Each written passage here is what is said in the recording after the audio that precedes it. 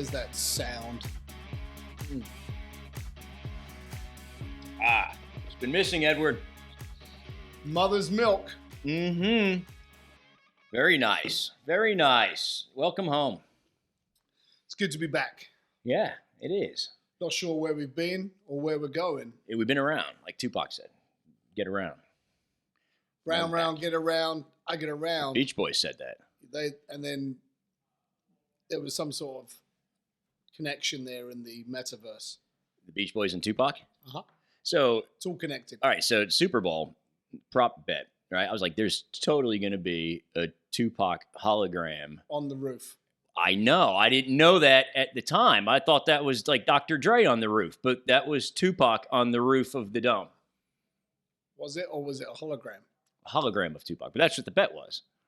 I think you could have bet that the real Tupac had been living on an island for 25 years and was going to come back for the halftime show. What a play that would have been.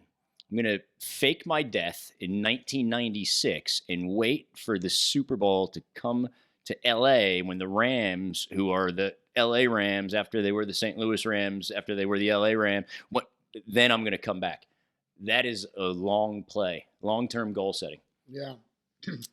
Which is a nice segue into us being more directive and serious this season. This season, you know, if you're going back to the drawing board, reflecting on our previous work, all of which I love, except for like the first fantastic 2.5 episodes. We kind of hit our stride in episode 3, I think. But yeah, we needed to dial it in, Eddie. What does that mean? It means that we can't just do this to entertain ourselves. I thought that was the goal, to get all the stories out of our head before we can't remember them, so our children's children could listen to it. Yeah, but towards the end, I started telling the same stories that I'd already told. Redundant. Makes me feel older because I didn't remember telling it the first time. Everyone's older. Yeah, but I don't want to think about myself as being old. No way. So what's the game plan season 2? So I think we'll still entertain ourselves. Okay, good. Check. But I think we should provide value to any of our 3 listeners. My mom, your mom, Mike LaFeld. Whiskey Roy. Pluggy listens. Shout out to Pluggy. All right. I think he did once or twice. Nice. Hey, listen, Mark. Mike, who? Huh? Tom? Mike. The market will always reward the value you give to it. We need to give some more value then. Okay. You've had a pretty decent run in your career over the last couple decades, right? Till my knees got bad. Yeah. Well, your knees got bad. Remember, we were at where is that? Fountain Blue. I think it was about Arrowhead when we got out of the car at 10 a.m. and I decided, even though I just had knee surgery, to get out of the car that I'd been squashed into for about an hour. Within 10 seconds, I got out of the car and sorry, got a notification here, but it's all good. It's all good. I got out of the car and decided I would try and punt a football as far as I could. That's right. And then that's right. My knee was back to square one again. I don't know. What was your point? Fontainebleau? Well, because that was when we were doing the charity volleyball tournament. Fontainebleau? Our team was called Tom Selleck's Mustache. Yep. I was the only one who had a mustache. Yep. I was the coach of the team. We all had T-shirts. We all had T-shirts. I still have the T-shirts. A great T-shirt. Yep. Great T-shirt. It's almost as good a T-shirt as this one right here, Tom Brady. We've got hundreds of these that can be yours, Tom, when you get to Tampa and take care of unfinished business. And you mean we won't tell anyone that we actually had those made the year after the Falcons tragically lost in the Super Bowl after having to Tom Brady. It's all connected. It is. It's all. We just happen to have about 1,000 of them left. Yeah. Anyway, volleyball. I thought we had a killer squad. I was excited to coach. I had my clipboard. I had my mustache. I had a visor. We had about 12 people on the squad. That was what's funny about it. 12 people on the squad, but only 6 could start. Mm-hmm. So we had a team meeting the night before. We were like, all right, guys, we want to win this thing. Who is actually good at volleyball? And everybody said, I'm really good at volleyball. Yeah.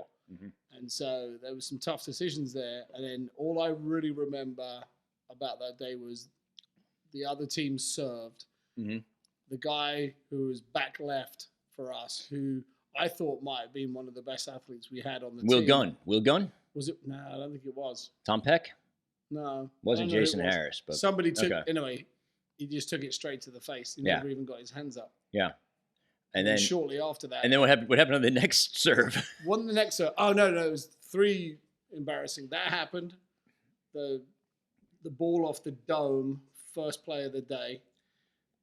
Then I went to go, whatever that is. Bump. Set. No, set's like rainbow. Set. Okay. Bump. Set. I went to go bump it. Spike, but I don't think any of us could get over the net. Right. I went to go bump it, and the ball got lodged in between my forearms. and just stayed there. I was like, it's been a while since I played volleyball, evidently. And then about 2 plays after that, I tore my ACL and MCL. Yep. But I stayed in there for one more play, even though I knew I'd really hurt myself, because I didn't want it to look like I was faking an injury because of that bad forearm play. So that's interesting. So your mentality at that moment was, mindset. I am going to be a champion. I'm going to be a champion. I got to be a quitter. I got to be an example for this team of absolute fucking losers that don't even know what volleyball is. Correct. And this guy with the mustache who's coaching over here. Yep. Actually, now that I think about it, you look like Ted Lasso before Ted Lasso existed. So I invented the Swiffer, Instagram, and Ted Lasso, apparently. Where's the check for that? Did you monetize any of those ideas? No. I pay Swiffer every time my kids break the Swiffer. Yeah, go get another one. Mm-hmm. So that's good. So mindset. Mindset is where we're going to start this journey here in season 2, right? It all starts with mindset. Okay. You know what's interesting? When people say, I've been hearing voices in my head. Where else are you going to hear them? In your knee? Never thought about that. I thought you were going to get deeper than that. That's good. It's just a thought. Mm-hmm. Mindset. If the mind is not right, a lot of other things can be right, but you'll still be wrong. Okay. If the mind is not right, other things can be right, but you'll still be wrong. You could have good strategy. Write that down. Coaching, mentorship. Yeah. And you're still not going to end up where you need to be, because the mindset is the most important thing. So we see examples of that every single day in what we do. We've done for the last several years, right? What do we do? We sell shit, and a lot of it that's right. today while I'm here, right? Okay. But how many times have you seen 2 people go to the same place selling the same product for the same price and get drastically different results? Every day. Yeah. Why? Mindset. Okay. So what's a winning mindset? We didn't win in volleyball. What is a winning mindset? If we're talking, when we started this, it was to tell stories so that someday our kids would think that we were funny and cool. Mm-hmm. We've got other knowledge in our heads that I imagine would be of more value to those kids than thinking that we were funny and cool. I actually got a bit of a passionate conversation with my father a couple years back, probably about 2 years ago now. He climbed the course. He started working at General Motors in college, assembly line, all like 30 plus years, dealt with all the politics, all the BS, did really well for himself. And you know a lot of shit that you've never fucking taught us. You got a lot of stories, a lot of lessons in that head of yours that you haven't shared with me, my brother, my 2 sisters. Where is that shit? So maybe that's what we can do now for the next generation. Dump the knowledge in our head before we're dead. There we go. All right. That's the mission. All right. So this is what I think about when I think about mindset from personal experience. from the age of birth, which I'm not sure is an age, it's a day, to about the age of 24, my goal in life was to have fun. That was my main thing, was a priority. So maybe we're going to talk about priorities. So when it was time to do my homework, it wasn't necessarily fun, so I wanted to do something else that was fun. Yep. Okay, schoolwork was never a priority for me. And, you know, my grades were okay, but they could have been better. It wasn't based on my intelligence, or it was just a lack of application, because it wasn't a priority. When I graduated college, my goal was still to have a lot of fun from the age of 22 to 24 and a half, let's say. Okay.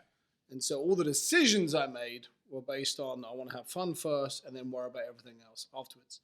So when I was a golf pro, if I knew I had to be at the pro shop ready to go at 7 a.m., however, my friends were going out the night before and then wanted to go to a nightclub after that, what do you think I did, Mike?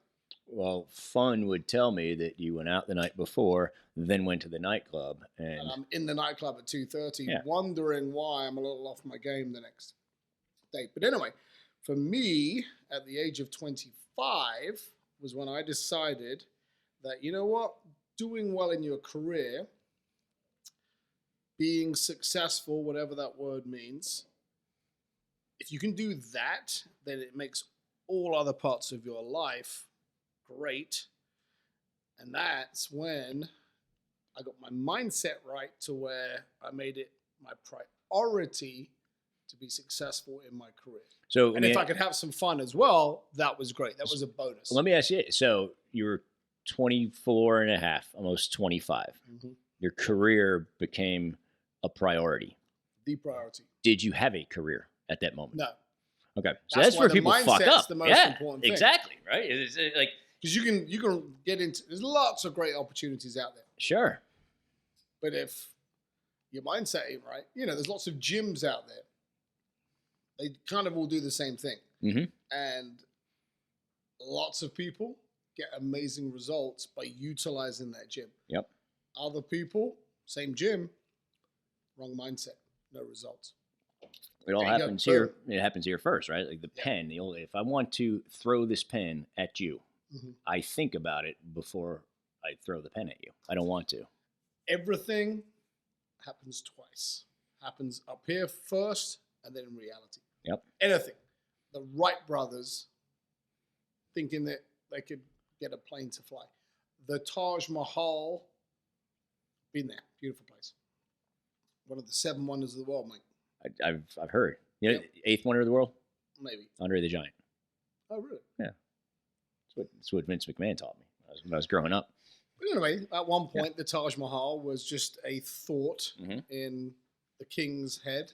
And then maybe he put some pen to paper, you know. Maybe they didn't have paper back then, or whatever it was. Papyrus. Like a leaf or something. Yeah. Maybe they didn't have pens, I don't know. And now it is what it is. Okay. So your career, everything. Priorities. Happens twice. Okay, so priorities. So we're talking about mindset. First thing is I got to get my priorities straight. What's important to me? Yep. Right. A wise man once told me, he was probably repeating words that had been told to him, that you'll start doing well when your days become more important than your nights. That's kind of what we're talking about for someone starting their career and transitioning from college or whatever the hell it was, right? Okay. By the way, college. What are your thoughts on college? Other than a thoroughly good time. A spectacularly good time. And that's really the main point of it, right? I think the main point of college is to learn how to fend for yourself. Yeah, do your own laundry. I think that's the main point of it. Get up when your alarm goes off without mommy and dad. Yeah, like I learned more working next to Frank for 4.5 years at Italian Delight than I learned in 4.5 years of college classes. And they happened to be happening at the same time, so I had a great college education, but it wasn't what I paid for. It was what Frank paid me for. Yeah. So I think that there is a period of time that's very important when it comes to the development of the brain of the individual. And typically it's those college years. But college itself, especially as it is now, I was probably the last one out. I graduated college with $200 of debt, and it was because I used my credit card at the bar on graduation night and didn't even realize I used my credit card. And so I lost it. I was like, where's my card? So I called. They said, you have a $200 tab from Brothers Bar and Grill in Lawrence, Kansas 2 nights ago. It's like, oh, that was me. So but that was it. That was my only college debt was $200, right? My little sister, 7 years difference, graduated from the same school, same degree, 7 years later. Like, I don't even know what the numbers are, but a ridiculous amount of student debt. So I think I was like the last one out before all this shit went crazy with college tuition and student loans and all that. And so college, fuck it. Like unless you're studying for some specific trade. Yeah, sure. If you want to be a doctor. Yeah, if I'm being an engineer. Yeah, but I was in the school of journalism because I was in the school of business and I didn't like the math. And I was like, all right, well, there's a lot of group work and beer drinking in the school of journalism. I think I'm going to do that, right? If that's your mentality, don't go to college. Work in a damn restaurant. Yeah, well, it's interesting. One of my buddies went to UGA in Athens and did 4 years of Spanish. Okay. And, I think UGA is probably like, I don't know, 70 grand a year now if you don't get the Hope Scholarship. So for 280 grand, if your goal is to learn about Spanish, would you be better off going to Athens, Georgia for 4 years, or just going to Spain for a semester, for a year and getting a job as a barista, making some dough, learning the lingo, learning the culture? Way better stories. Well, Athens is fun. I think number one party school in the country. But I really? Imagine they party pretty well in Spain. ASU was the. No, I saw something at Barstool, I think, or someone posted something. Georgia? Well, you win the national championship, you throw a lot of parties, I think. So it probably contributes. I don't know what Arizona State's done athletically lately. Herm Edwards coach out there? He coached the Jets, for Christ's sake. So not much to party about. Okay, all right, so you said you're better off going to Spain, getting paid a little bit while you're doing it. If the goal is to get... If the goal is to learn Spanish. Sure. Okay. I agree, 100%. And if you know what you want to do coming out of high school, unless you're in a specialized field where the certification is required, if you're like, I want to do this, you'd be better off just getting experience doing that, getting paid, not going into debt. But then you'd miss out on, some of the good times. So I don't think it's a good or a bad thing. I just think that people need to pause and think about it and figure out what the goal is. Well, I was impressed. I met this girl on Zoom today, interviewing. She was interviewing for a job. And she said that, she wants to work for a little while, and then she wants to go back and get her master's. And I said, why? Why do you want to get your master's? Is it because you had an advisor tell you should get your master's, or do you truly want to get your master's? And she truly wants to continue. She loves school, loves learning. That's what they all say, though. She sounded all right, but the point is, I don't want to go get a real job. Oh, okay. Quite possibly. But the point is, if that is your passion, and she's a psychologist, she wants to be a psychologist, she's a psychology major, whatever. So hell yeah, if that's your passion, go for it. Understand it ain't going to pay very well. It's going to cost you a lot of money to go get your master's, right? But if it's going to ultimately take you where you want to be, then fantastic. Just make sure you talk to someone who's done it already and make sure that it's going to take you where you want to go. Otherwise, you will graduate. It make you a master? 10,000 hours make you a master, right? Yep. So that's what they say. 10,000 hours of doing something makes you a master at that. Of concentrated practice. Okay. So talk about the 10,000 hours. A lot of people put in a couple hundred, or they put in 1,000.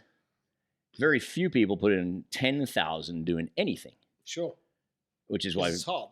So what happens then? What happens when it gets hard? When whatever it is, whatever that chosen path of mastery becomes challenging, then what if we're talking about mindset? Well, the tough times, the failures, and the negatives either build you or break you, depending on how you look at things, right? I don't know if this really applies, but I'm going to talk about it anyway. You know where unhappiness comes from, Michael? I do, and I'm excited for you to talk about it. Yeah, All right. I am. I do know what it is. So unhappiness is the gap between your expectations and reality. Talk about steakhouse. Yeah. So if I were to say to Baker, we're going to go out to dinner tonight to the best restaurant in town, I would be setting the bar, the expectations fairly high. I pick you up, we drive for a little bit, we pull into the Applebee's parking lot. That is now the reality. Expectation, reality. I've now caused this much unhappiness in your mind. Has nothing to do with Applebee's. Applebee's is a fine establishment. Fine establishment. Yeah, like being good in the neighborhood or whatever, right? Date night. Oh, yeah. Fancy, like. Yep. Yep.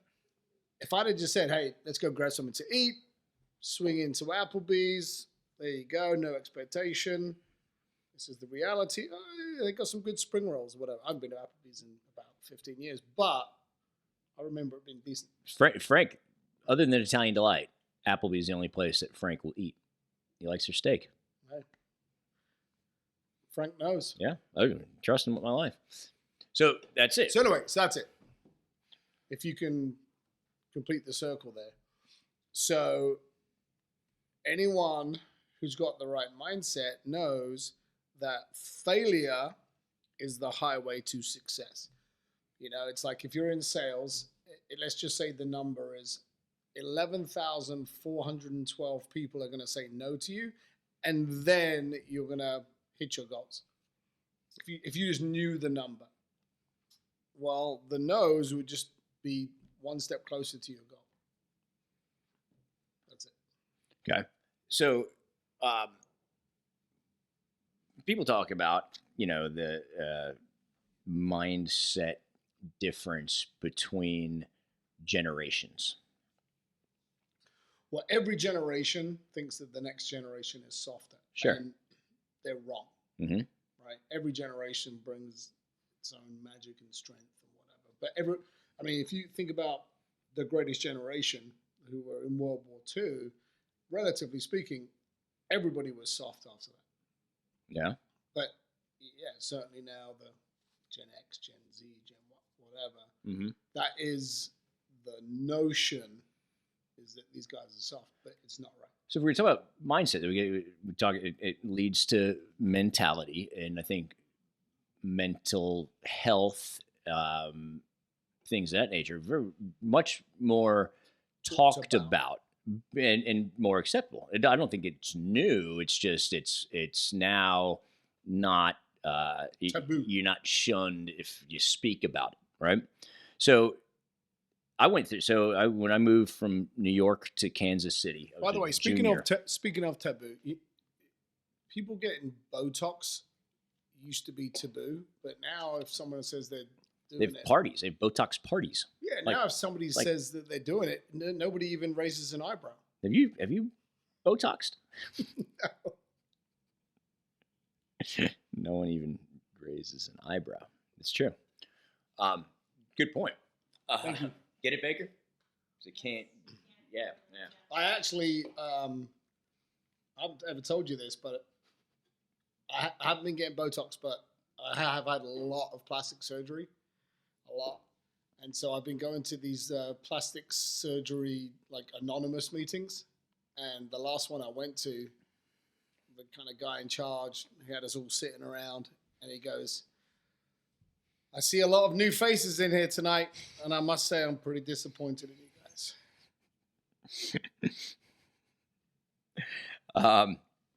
The hell were we fucking talking about? Mental health, Botox. awareness of mental health, right? And obviously so much more of the conversation in culture and society these days. Um, I think a lot of the mental health struggles are universal and timeless, right? So while you or I may not have felt like we were dealing with depression or anxiety, we probably were feeling a lot of the same things that today have words to them, right? So at times when you were learning, growing, failing, getting small tastes of success and feeling these things, what was your approach? Because you couldn't just talk about it. You couldn't. It wasn't acceptable. Sure. So you had to figure out how to deal with it somewhere in here. Yeah, well, for me, I have always related everything back to sports, Mm-hmm. which is why I'm a huge fan of all my boys playing sports. The Twins are 4; they're already in a couple of leagues because sports teach you that you aren't always going to win, and it's okay to lose. And if you lose, what did you learn from it? And let's go try and win the next one. So I think for me, I just had the right attitude to, expectation that you ain't gonna win them all. Mm-hmm. And not only that, there's an old saying, like if I go to get my coffee at Starbucks at 6 a.m, there's no traffic. Mm-hmm. But if you go at 8 o'clock, the line's out the door, right? You can't even get in the line. And my point is that there's not a lot of competition at the top, right? There's a lot of competition when it comes to operating in an average manner. So the average person is going to lose their attitude and probably have the wrong mindset when it comes to failure and rejection and all of that stuff. So if you can wrap your head around that, that's how you leap over the average guy, is that, hey, I'm feeling these things too. So is everybody else. Mm-hmm. And if I can just get to the other side, there ain't going to be a whole lot of competition there. Does that make sense? Yeah, it does. It does. And I think so. It's tough when you're in a place of darkness. Sure. I think I've been there probably only twice in my life, and which in hindsight now was depression, whatever that would be called these days. Where it was wake up miserable, go about whatever your Go through the motions. duties of the day are. If you have a fucking break, you just lay down and try to go to sleep and make it go away, and then you just fucking get up and do it again, right? And in that moment, I'm not thinking about toughness. I'm not thinking about beating anybody. I'm thinking about not beating the shit out of myself, right? And I think so. There's something there that is a great area of opportunity, I think, to help people start to move forward and keep going and realize that there's a hell of a lot more inside of you than you're giving Sure. yourself credit for. Yeah. So there's strength in numbers, and I think when people are down and depressed and in that place, it's very easy to think, oh, I'm the only person feeling this, dealing with this, whatever the case may be. And if everyone was very being much honest, speaking from personal, it was very much victim. I was. This is happening to me. This is happening to me, and I'm the only one who's got this shit on their plate right now. yeah. So a good mindset to have, which I love, is that things don't happen to you; they happen for you. Human beings, Gary told me this. Human beings only learn through pain and suffering. And so everything happens for you.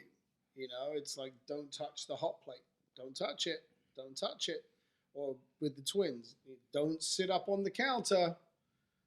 And it isn't until they fall off that they believe that they probably shouldn't sit up there and don't do it anymore. But anyway, there's strength in numbers to know that kind of everybody goes through a tough time, and everybody gets out of it. That's why I love reading autobiographies of successful people. Yeah. Because a lot of times it's very easy to see a finished product and go, wow, that person's so successful. They're so, they're top of their game, whatever. You're seeing the finished product. But that's the great thing about autobiographies is you can go through the journey with them and you're like, damn, this person failed a lot.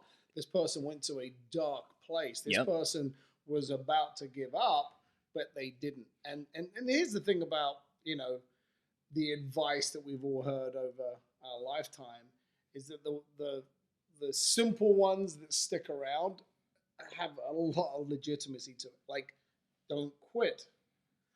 Quitters never win. Winners never quit. Like, you're like, that makes sense. But like everybody who's super successful didn't quit. That's really what it boils down to. Yeah. They wanted to. These things are cliches for a reason because they've withstood the test of time and been proven over and over and over and over again to be the way, right? Yeah, I had a book.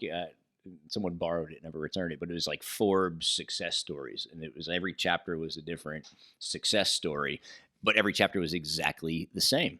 From Oprah to the guy who founded Domino's Pizza to Donald Trump back when he was a successful business person. It sucked. Failure. Overnight success. But none of it is overnight. Sure. It's like when musicians, like I was listening to an interview with like Ed Sheeran in one of his big songs. Is he cousins? You guys are cousins, right? Pretty much. Yeah. One of his big songs he wrote in like 20 minutes, literally. But he didn't because he had 18 years of preparation to be able to write that song in 20 minutes. Dolly Parton wrote Jolene and I Will Always Love You in the same afternoon, sitting down like, boom. Solid afternoon. Yeah, no shit, right? Dolly Parton turned down an induction into the Rock and Roll Hall of Fame because she says, I haven't made a rock and roll record yet, and I feel like there's other people that you should vote for. She goes, but I want to make one, so I'll make one next, and then you can vote me in. That's a fucking rock star. Rock star. Obvious how you feel about Dolly. I love Dolly. Vivint loves Dolly. I didn't know anything about Dolly. Vivint loves Dolly, so I love Dolly. I'm happy for you. Thank you. Dolly, she's your type.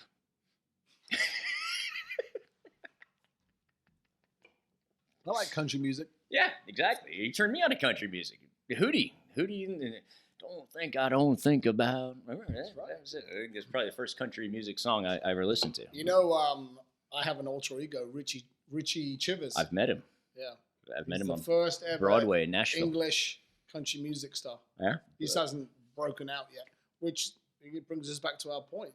Like he may not break out until I've done karaoke, another 864 times, but he'll be big at some point. It starts here. It starts with the mentality. You always had an eye for things that glitter, but I was far from being made of gold. So I'm still a novice to country music. Mm-hmm. Did Richie write that?